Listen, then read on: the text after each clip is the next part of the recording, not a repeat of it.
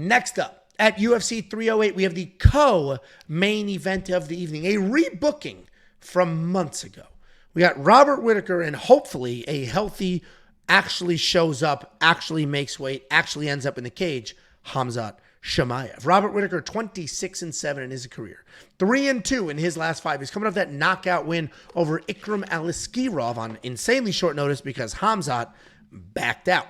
He's taking on the undefeated 13-0 Khamzat Chimaev, coming back after a whole slew of random-ass health issues and canceled fights. We all know Robert Whittaker by now, former middleweight champion of the world, one of the most well-rounded guys in this division. He's a diverse striker. He's got great movement. He's got good takedowns, constantly mixing things up, constantly moving and mobile with his striking patterns. He'll lay out real heavy leg kicks, charge forward, straight at your face. Only losses since 2014 are to Israel Adesanya and Dricus du Plessis, the former best in the world and the current best in the world. Those are the only two people that Robert Whittaker has lost to since 2014. In 10 years, he has only lost to the two best people on the planet.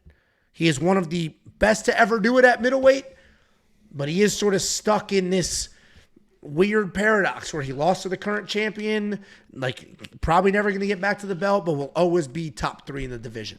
Taking on Khamzat Chimaev, the polarizing Khamzat Chimaev. If you wondering where the hell this guy came from, if you remember, he popped up during COVID on Fight Island.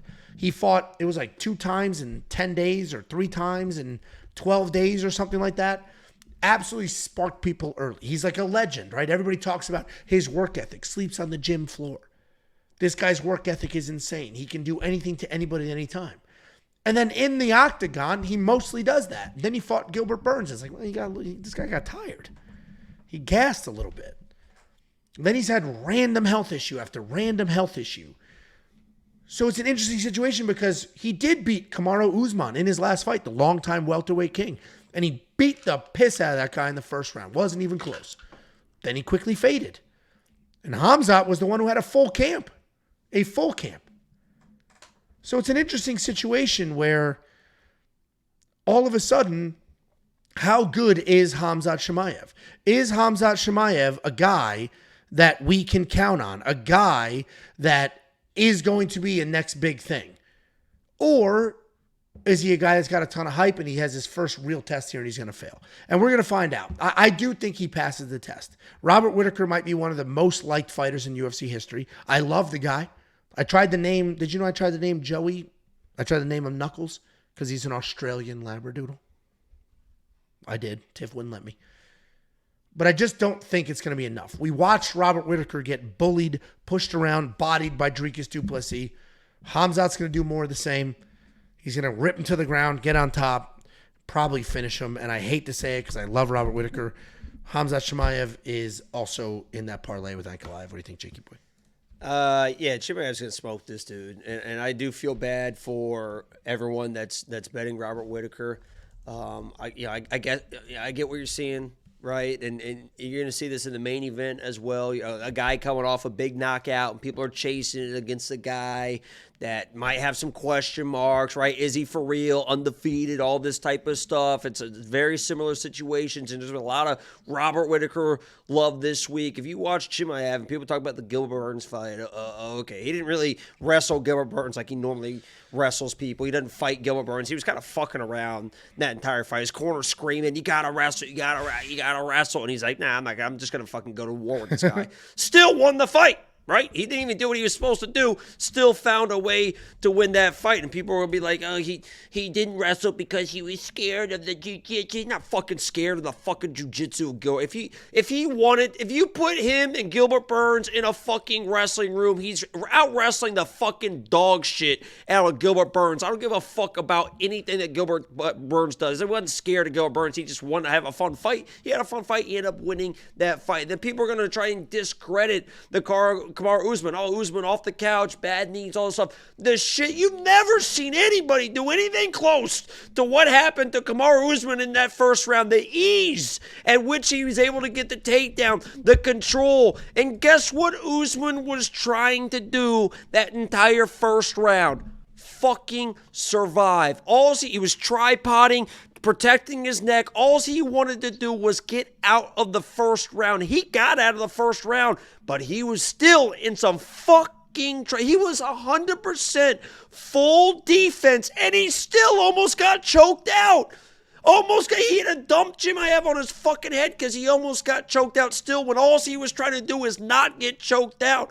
Robert Whittaker is a chinny dude. Chimaev could probably just pressure him, throw some big shots, and knock him down. If not, he's going to be able to, it's not like he's not going to be able to take Robert Whittaker down.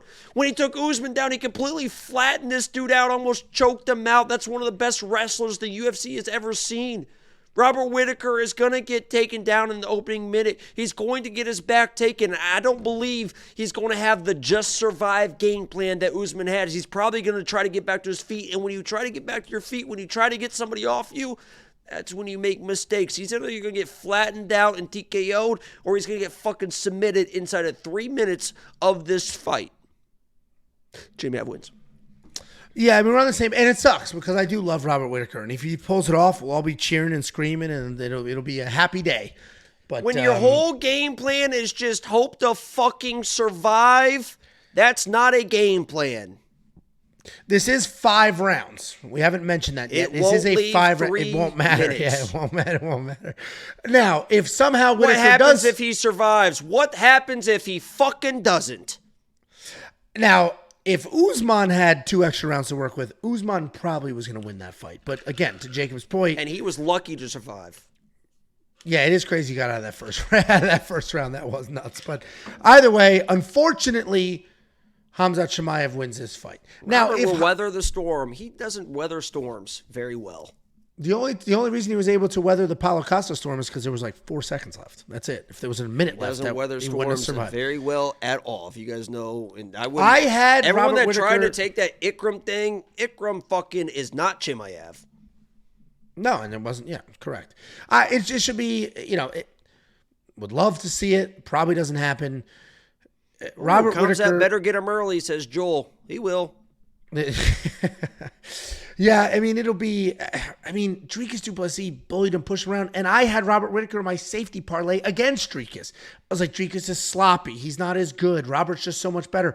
All of those things are true, and he still got pushed around, bullied, taken down like it was no big he was deal. Just like that, and just beat him. He literally, DDP literally just kind of grabbed him and leaned on him, and Robert Whittaker fell over onto his back and started eating elbows from fucking DDP, who just accidentally fell in that position. Now you have Chimaev trying to actively get to that position. Good fucking luck. If I knew this guy was healthy and would stay healthy and was fighting when he was supposed to fight, I would be rooting for him because let's see how good this guy is. The problem is if he beats Robert Whittaker and then doesn't fight for another year and has this issue and that's when it tries to sell his crypto again. That's when it gets annoying. But we're all pretty squarely on the Chimaev side. $8,700 in DraftKings Fantasy seems like a deal to me. If you do want to check out the picks, the bets, the round line leans, the safety parlay, the artificial intelligence, and everything else, you can do so now. WeWantPicks.com. Click Become a Member.